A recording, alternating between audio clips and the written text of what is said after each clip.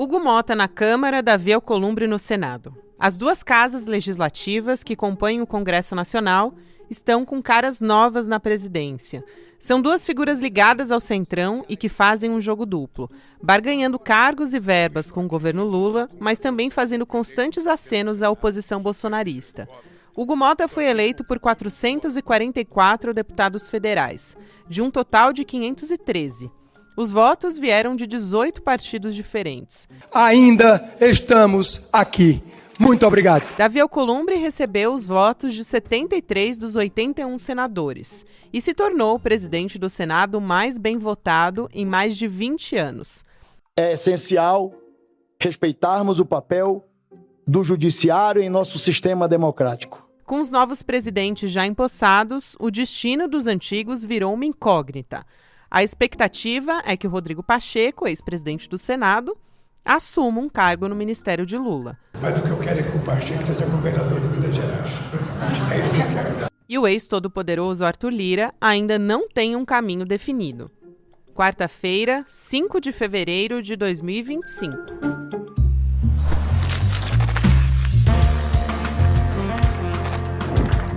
Sou a Gabriela Varela, esse é o podcast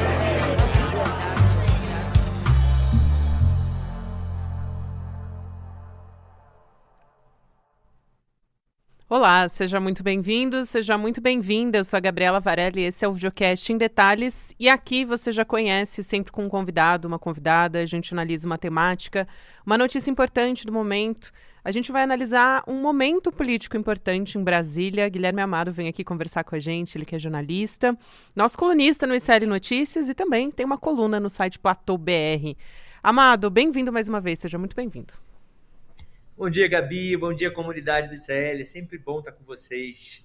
Muito bom estar contigo também, querido. Vamos lá, tentar entender essas novas caras que estão assumindo as duas casas legislativas e também entender um pouco da saída, né? Então, vamos por partes. São dois novos perfis, né? Eu queria começar pelo novo presidente da Câmara, o Hugo Motta, que a imprensa descreve com um perfil mais discreto, vamos dizer assim. Ele também é bastante jovem, vem de uma família de políticos também na Paraíba. Vamos lá, então, quem é o Hugo Motta? Se você puder traçar um perfil dele, o que a gente pode esperar? Conheci o Hugo Motta na CPI da Petrobras. O Eduardo Cunha colocou ele como presidente da CPI da Petrobras no primeiro mandato do Hugo Motta. Isso é um troço muito difícil, né? Deputado de primeiro mandato, presidir uma CPI, da importância da CPI da Petrobras, início da Lava Jato, estou falando de 2015, gente. A Lava Jato começa em março de 2014, ao longo das primeiras fases dela fica claro que tem um grande foco de corrupção na Petrobras, a oposição, naquela época, liderada pelo Aécio Neves, apresenta tenta criar CPIs no Congresso, conseguem criar essa CPI da Petrobras, que o Hugo Motta é designado presidente. E ele era um rapaz, falo rapaz porque ele é mais jovem que eu, ele é um rapaz que ele se colocou, desde que chegou, ele já soube ali, até por ser de família de político, mas não só, porque tem vários nepo babies da política que não são bem-sucedidos, não são talentosos como o Hugo Motta é. O Eduardo Cunha e o Hugo Motta tiveram um encontro de personalidades. Não porque essas personalidades sejam semelhantes. O Cunha e o Hugo Motta são diferentes de vários aspectos, mas um pouco complementares. Enquanto o Cunha é um cara mais agressivo na forma dele de articular, ele atropela, ele tem um approach mais incisivo, embora seja um grande articulador quando quer, aliás, sempre quer, só que quando os interesses é que são diferentes, quando é para articular uma coisa do interesse dele, ele faz tão bem quanto quando ele quer articular para um outro sentido. O Hugo Motta é gentil, o Hugo Motta é educado, o Hugo Motta é muito bom menino, assim, no sentido... Sabe aquele rapaz que toda mãe tem orgulho e fala assim, nossa, meu filho tem uma educação de ouro, menino de ouro, sabe? O Hugo Motta é um pouco esse menino de ouro. Só que isso o ajuda muito, porque todo mundo gosta dele, né? Assim, cara que nunca destrata ninguém, muito polido, por que você não vai gostar de uma pessoa dessa? O ajuda nesse sentido, porque também muitas pessoas podem achar que ele é bobo. Bom, não tem como ser bobo e sentar nessa cadeira, né? Ele é muito inteligente, ele é muito rápido, ele sabe jogar pôquer. Então, assim, eu já tive conversas com ele que eu tentei arrancar um olhar, um cheirinho de alguma coisa ali. Ele não dá. Ele não só ele não dá informação, se ele não quiser dar informação, como ele não passa para você nenhum vestígio de sinal sobre o que você está querendo saber, né? Bom, dito isso, a exemplo de vários da tropa de choque do Eduardo Cunha, ele ficou, a partir de 16, com a cassação do Eduardo, né? O Eduardo impeacha a Dilma, né? É o grande protagonista do impeachment da Dilma. Em 16, mas em 16 mesmo, no segundo semestre, o Eduardo Cunha é afastado, porque a Lava Jato chega até ele. O Rodrigo Janot liderou na PGR uma investigação muito sofisticada contra o Eduardo Cunha e conseguiu comprovar, levar provas aos autos, né? E a situação dele se complicou muito, ficou insustentável com aquela coisa do trust, né? Ele mentiu que ele tinha um trust, né? Que é um tipo de conta exterior, e ficou provado que ele tinha, e por isso, teve quebra de decoro, ele foi cassado. A tropa de choque do Eduardo se dilui. Rodrigo Maia era a tropa de choque, sucede Eduardo Cunha. Arthur Lira, tropa de choque, o Hugo Mota, tropa de choque, enfim, vários nomes começam a encontrar nessa nova configuração da Câmara qual era o lugar deles. Com o Rodrigo Maia, Hugo Mota, adivinha, teve uma boa relação, né? O Rodrigo Maia foi eleito, reeleito. Então ele não só sucedeu Eduardo Cunha, como ele se elegeu depois, num primeiro mandato para o qual ele foi eleito, e depois ele se reelegeu. O Eduardo Cunha teve 3 períodos como presidente da Câmara, né? No total ficou, salvo engano, 5 anos e pouquinho. O Hugo Mota teve uma ótima relação com o Rodrigo Maia. Arthur Lira, ele foi sócio da vitória do Arthur Lira, esteve ali com o Arthur Lira nos 4 anos, bravamente. E ele foi ficando parrudo. Então, ele no governo Bolsonaro, o que foi o Hugo Mota? Ele foi um articulador que você não dizia que ele era bolsonarista, você não dizia que ele era oposição, ele era centrão na veia. Ser centrão na veia, ali frutifica muito, né, Gabi? Nossa, sem dúvida. E acho que é isso que você falou, né? Tem muita habilidade por trás desse jogo político. Não é à toa que ele se consagrou nessa posição, apoiado por todos os partidos, da base do governo ao PL do Bolsonaro também. Aí eu te pergunto sobre os projetos, né, que ele vai assumir a partir de agora. Ele fez algumas sinalizações já no discurso dele de posse. Então isso é muito importante. Tinham vários recados políticos ali, diferente do Davi Alcolumbre, que a gente vai falar daqui a pouco, que foi mais direto. O Hugo Mota, dá uma informação aqui que eu acho que não saiu ainda. O discurso do Hugo Mota foi escrito pelo Mário Rosa, que é um grande consultor de comunicação, muito próximo do Arthur Lira, atribui-se também ao Mário Rosa o primeiro e o segundo discurso da vitória do Arthur Lira. O Mário Rosa, ele está por trás de discursos de vários políticos ao longo da história recente do país, assim, na última década, certamente, mas talvez até nos últimos 20 anos. O Hugo Mota se dá muito bem com ele, e ele é o cara que está, junto com outros profissionais, claro, pensando nessa comunicação toda do Hugo Mota. O discurso do Hugo Mota, eu tenho algumas hipóteses para a coisa do Ulisses Guimarães, né? Porque ele falou muito de Ulisses Guimarães. Ele repetiu Ulisses, para falar de democracia, para falar do comprometimento dele com a democracia, terminou citando Ainda Estou Aqui, né? Levantou a Constituição, falou viva a democracia e tal. Sim. Para que isso? Vamos pensar aqui junto, né? Eu tenho algumas hipóteses. Eu acho que, primeiro de tudo, ele evoca Ulisses porque Ulisses tem o que ele não tem, que é cabelo branco e grandeza histórica. O Hugo Mota ainda não tem grandeza histórica e também não tem cabelo branco. Aliás, até outro dia, mau cabelo ele tinha. Ele fez implante e aquele cabelo que a gente vê hoje em dia é implantado. Ele teve uma calvície muito precoce.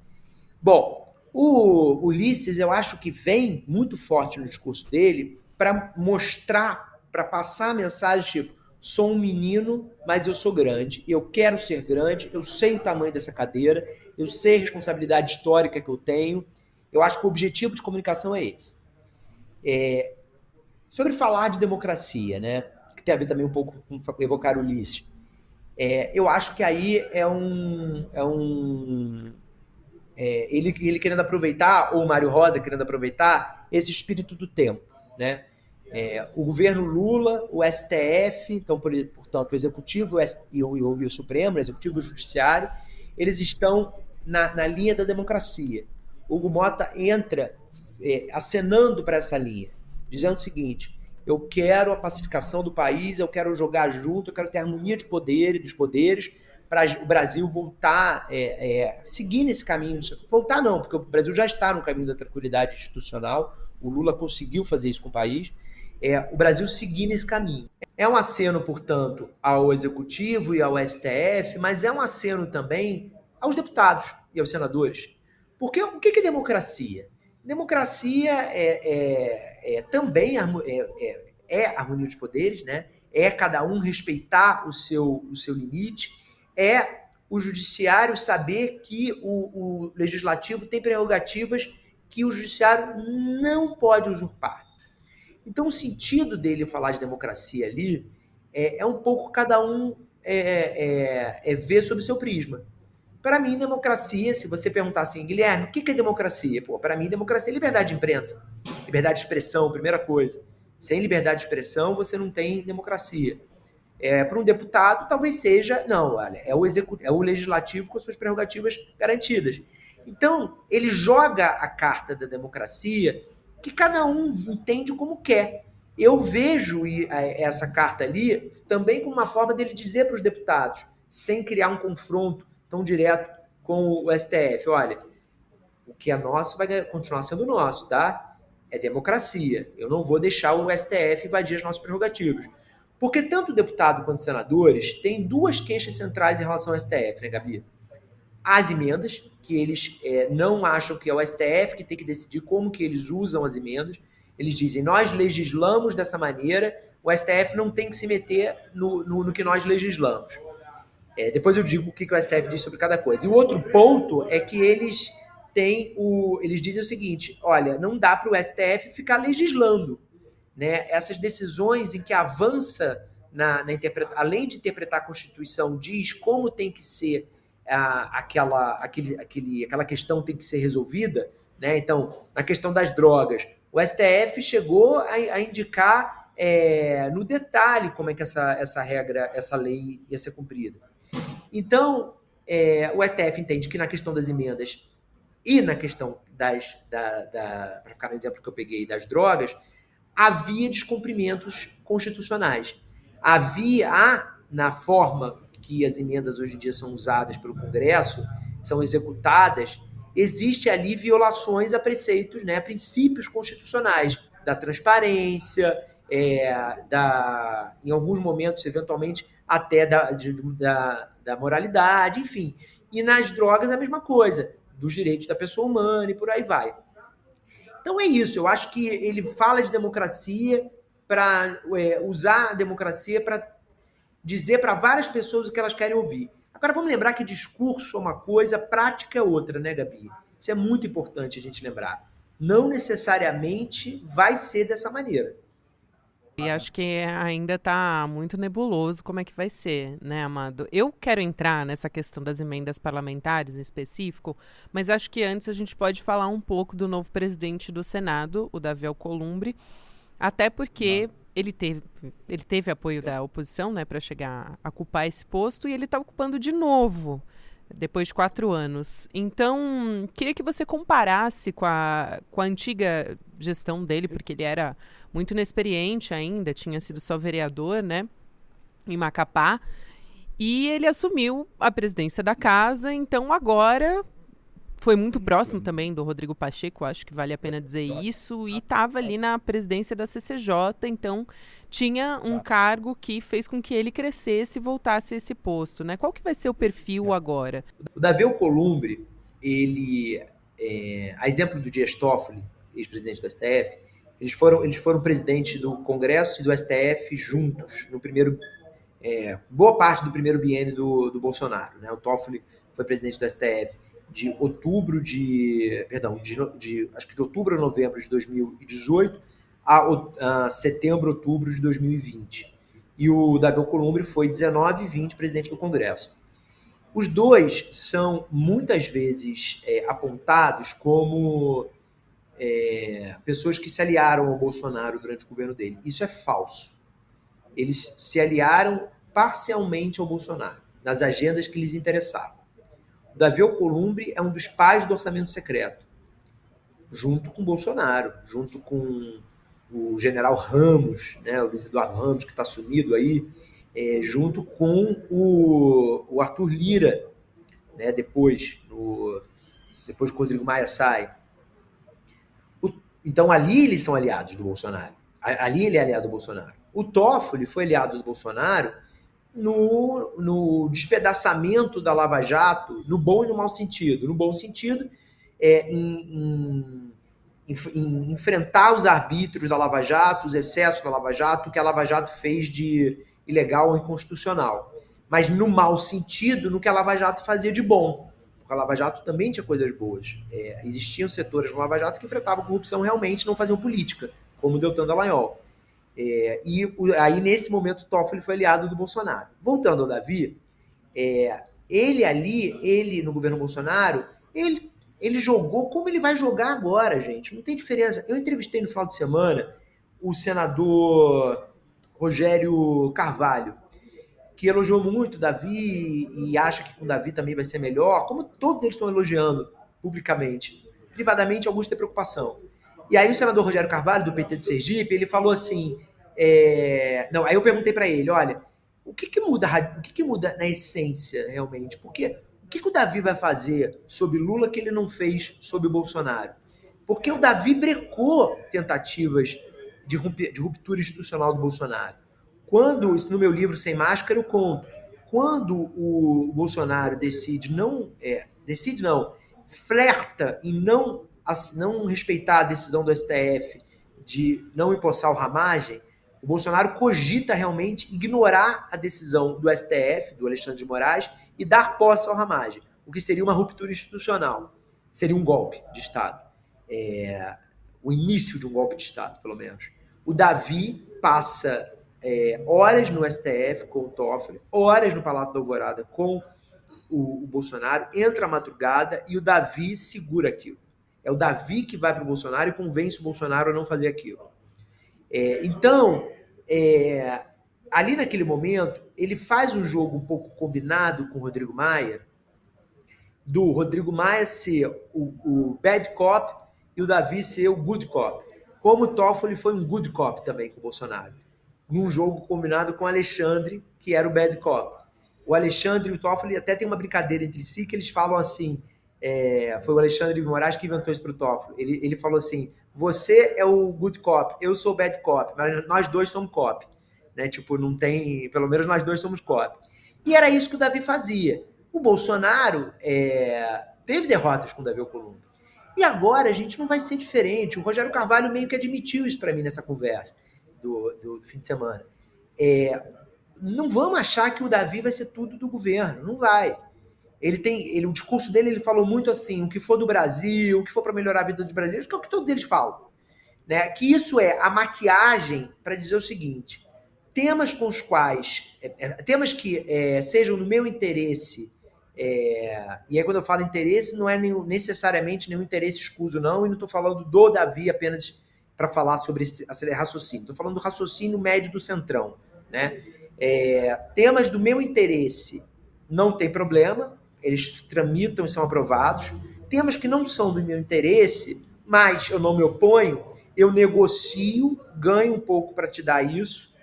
E temas que eu me oponho, Não adianta, você não vai votar aqui, você não vai conseguir. Se você botar para votação, você vai perder, né? É isso que vai ser o Davi Alcolumbre e é isso que vai ser o Hugo Mota. Não tem muita diferença, sabe? O governo vai ter que gastar emenda, pagar as emendas em dia, cumprir o combinado. Então, depois que o Dino e o STF criarem as novas regras, tão claras, na verdade, né? Depois que o Congresso cumprir as regras do STF, e esse novo momento das emendas tiver que ser adotado pelo Executivo e pelo Legislativo, o Executivo não vai poder brincar com isso. Se brincar, vai ter problema de novo, como teve com o Arthur Lira. Eu acho que vale a pena a gente entrar agora em um pouco do legado que fica, né? Você falou sobre essa questão das emendas, eu acho super importante, porque hoje, basicamente, o que a gente tem é um governo, a bancada do governo é minoritária, então consegue aprovar suas pautas, né, aprovar os projetos, distribuindo essas emendas, assim. Não tem tido muita saída. Então, qual é o saldo que fica, né, dessas presidências? Se isso vai permanecer sem transparência, sem rastreabilidade? E também sobre os postos, que é a grande questão. Acho que o Arthur Lira, ele sai mais atirando no governo do que qualquer outra coisa. O próprio presidente do PP, o Ciro Nogueira, falou publicamente que não queria Arthur Lira assumindo uma cadeira de ministério. E o Rodrigo Pacheco também tem uma grande possibilidade de assumir um cargo no governo agora, né?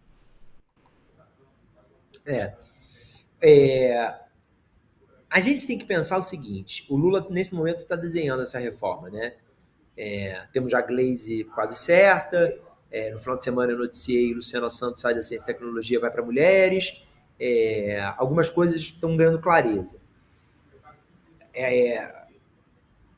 As coisas centrais, elas vão depender. Não é que o Lula seja contra mexer em coisas centrais.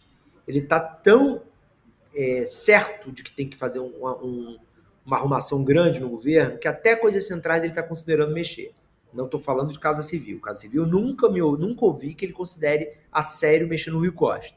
Embora, como eu sempre falo aqui no ICL, respeito a história do ministro Rui Costa, acho que ele fez coisas muito importantes na Bahia, mas ele não é um bom ministro da Casa Civil na minha avaliação. Voltando para a minha análise macro. E aí, justiça é um lugar que eu acho que pode ter mexida. E é um lugar que talvez seja um destino do Rodrigo Pacheco. Talvez. Porque o Ministério da Justiça, ele é um falso presente para o Rodrigo Pacheco, na minha visão, na minha humilde visão. Mas acho que o Rodrigo Pacheco deve alcançar isso também. Porque é o seguinte, tudo bem, o Rodrigo Pacheco vem do mundo do direito, é advogado, beleza. Ele quer ser governador de Minas Gerais, tudo bem. Qual é hoje a maior reclamação, né, Gabi, do país, do cidadão no país? É a segurança pública. É uma das maiores, né? Talvez ali com mais do que uma questão circunstancial, como é agora a alta dos alimentos, a inflação, mas um problema de longo prazo, assim, né? Digamos, a gente teve a estabilidade econômica nos anos 90, saímos das condições degradantes de miséria e de fome nos anos 2000 com Lula. Talvez a gente se tornar um país seguro, né, seja um grande passo que a gente tem que dar, né, como educação também, enfim, e saúde. Isso é uma roubada, gente, na véspera de um ano eleitoral. Você dá o Ministério da Justiça para o Rodrigo Pacheco, na minha visão, é você dificultar ainda mais a vida dele em Minas Gerais. Porque o que vai ser feito? Os opositores da candidatura do Pacheco em Minas vão dizer que ele não resolveu o problema da segurança pública. Mesmo que ele entre em fevereiro de 2025, em outubro de 2026, ele vai ser cobrado pela situação de insegurança do país, pelos roubos de celular em Belo Horizonte, pela qualquer coisa de insegurança. Então, ali é um lugar meio que para alguém que tem o objetivo de ir para um cargo majoritário, eu acho meio presente de grego. E você tinha perguntado de um outro nome além do Pacheco. Qual foi, Gabi? Perguntei do Pacheco e do próprio Arthur Lira, né? O Arthur Lira assumindo eventualmente o ministério, mas o Ciro Nogueira não quer. Ele também saiu dizendo que a situação do governo é de náufrago, então não me parece, assim... Eu imagino, né, a situação também para um governo colocar uma pessoa como Arthur Lira, que protagonizou tantos embates públicos assim, em algum ministério importante. Também não é uma situação nada fácil, né? O Arthur Lira é isso, né? Fica tão ostensiva a diferença dele para o Gumota em momentos como esse. Ele está saindo da presidência da Câmara, o café dele não é que esfriou, ele não tem mais café na xícara. Aquela cena foi muito emblemática, ele ali embaixo vendo o Gumota discursar. Você vê que o rosto dele é até um rosto impactado, né? Eu fiquei pensando o que estava passando na cabeça do Arthur Lira naquela cena. É um pouco assim, cacete, eu não tô mais lá. Eu acho que é um pouco que estava um pouco na cabeça dele. E mesmo assim perguntam para ele do governo que pode hospedar ele, pode dar um ministério a ele, um ministério para uma pessoa sob quem há suspeitas, né, até de corrupção. Vamos lembrar que o Arthur Lira só não foi investigado no STF por uma questão processual, em que o Gilmar Mendes viu uma nulidade e anulou as investigações do inquérito da robótica, mas havia ali indícios fortes para investigar o Arthur Lira. Então pairam sobre ele suspeitas até hoje não investigadas, né? Não é porque está arquivado que essas suspeitas desapareceram. Ele é muito truculento, quer dizer, se ele fosse para o guarda-chuva do governo, ele talvez assegurasse, junto ao STF, uma tranquilidade, né? O STF é um tribunal político, não vamos dourar a pílula aqui, é um tribunal político e o governo tem uma maioria avassaladora de 9 de 11. Né? O governo tem dificuldade de formar maiorias no Congresso e uma facilidade tremenda de formar a maioria de 9-2 em tudo que em muita coisa, tudo não, mas em muita coisa lá. Então, o Arthur Lira seria protegido no governo, de certa maneira, porque ele seria governo. Então, um Flávio Dino, chega uma investigação para coisa ali, porra, mas é o governo, acabei de sair do governo, né? É assim que o ministro médio do STF, não são todos que pensam assim, mas o ministro médio do STF, ele pensa muito politicamente. Eu acho também que fica bastante difícil, né? Assim, porque publicamente ele já assumiu diversos embates, mas acho que dá para também ser surpreendido como a gente já foi tantas vezes, né? Então, a gente vai continuar acompanhando. De qualquer forma, ele também tem uma boa relação, além do próprio Ciro Nogueira, que tem uma boa relação com o Gumota, tanto Ciro Nogueira quanto o Arthur Lira. Então, vai continuar, de certa forma, ali, mexendo seus pauzinhos na política, né, Amado? Então, vai continuar articulando de alguma maneira por ali. Quero muito agradecer, sempre um prazer te receber aqui no Em Detalhes. Acho que dá pra gente ter uma ideia do termômetro do que vem por aí. Ainda tem muita coisa para acontecer, né? Muita coisa, acho que a gente vai ser surpreendido, mas dá para ter uma boa ideia. Obrigada demais por trazer os bastidores pra gente. Querida, obrigado. Sempre um prazer participar do seu programa, que mergulha no assunto, né, e permite a nossa comunidade ficar inteirada 360. Obrigado por me convidar. É isso aí. Beijão, até a próxima, querido. E aí eu quero convidar você também que está nos acompanhando aqui no Em Detalhes para o nosso primeiro curso de pós-graduação em parceria com a FESP de São Paulo. Tá para começar a primeira aula, a gente vai celebrar junto com você e transmitir de forma gratuita. É isso mesmo, a nossa aula inaugural vai ser aberta para todo mundo. O nosso querido professor Gessé Souza e também o professor Renato Janine Ribeiro, eles são professores da nossa pós e eles prepararam uma aula magna. A vingança dos humilhados, entenda como as elites do país condenaram os mais pobres à autodestruição. Essa é a nossa aula inaugural, né, um debate super importante sobre o que aconteceu aqui no Brasil nos últimos anos com a ascensão da extrema-direita e que vai iniciar com tudo os nossos trabalhos. O nosso curso é o Repensando o Brasil, Sociedade, Política e História. A pós aqui do ICL, eu acho importante você saber, é uma pós que é reconhecida pelo MEC, é no formato EAD, então você pode acompanhar em qualquer lugar do Brasil e do mundo também. A gente já tem mais de 3.000 alunos e alunas e fica o convite para você participar e vir nessa junto com a gente. Vai ser no dia 13 de fevereiro, ao vivo, essa aula magna, 8 horas da noite, e você vai ter condições especiais também para fazer a sua matrícula. Então, acesse em detalhesicl.com.br para garantir a sua vaga e acompanhar ao vivo a nossa aula. Agora sim, obrigada a você que me acompanhou até aqui. Agora tem Mercado e Investimentos, na sequência, Rolê ICL, e a gente está nas plataformas de áudio também, todos os dias, de segunda a sexta-feira. Tchau, tchau. Meus amigos, meu nome é Gessé Souza, E eu estou aqui para convidar vocês a assistirem a aula magna que eu vou dar, juntamente com o professor Renato Janine Ribeiro, A Vingança dos Humilhados. Como as elites brasileiras condenaram os mais pobres à autodestruição. Essa aula vai ser dada no dia 13 de fevereiro, uma quinta-feira, a partir das 20 horas em todos os canais do ICL. E essa é a última chamada para que você possa participar da primeira turma da pós-graduação do ICL, que já é histórica.